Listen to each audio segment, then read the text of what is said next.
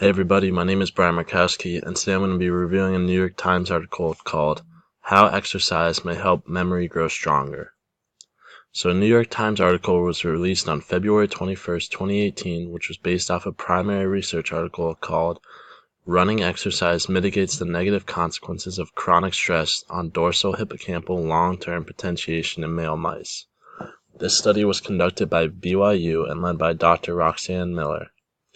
The author of the New York Times that wrote this article, Gretchen Reynolds, analyzed the information from Dr. Miller's study and summarized it into a version that targeted the general public. The first noticeable difference between the two pieces of literature are the titles. The research article describes the study using precise scientific words that suggest the exact findings of the study. The New York Times article is much more general, but it is much easier to understand for the average reader. I think that the meaning of both titles don't completely match up. The primary article suggests that exercise can help offset some of the negative consequences of stress on memory, while the New York Times article makes it sound like exercise can simply improve your current memory. I think the New York Times article is very dumbed down, but I think Ms. Reynolds does it in an appropriate way for her target audience.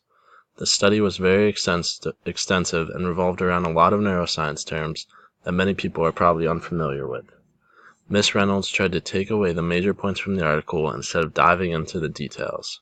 For example, she uses the phrases certain genes and levels of some proteins rather than describing exactly what genes and proteins she is talking about. I also think she did a good job at providing background information without overcomplicating her topic. I was also glad to see that she understood that this research could not indicate any definite conclusions and that further research was required. I've seen many articles that exaggerate the findings of research, and it provides a misconception to the general public.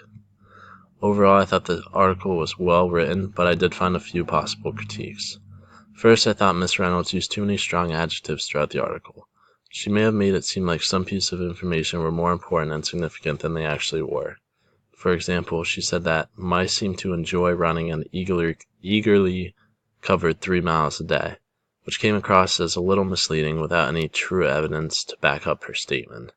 She also said that the messages jumped between them when referring to messaging in the brain. I get what she's trying to say, but I think she could have been a little more scientifically accurate for this part of the article. Overall, I found this article to portray the research of BYU in an informative way that could be understood by the general public.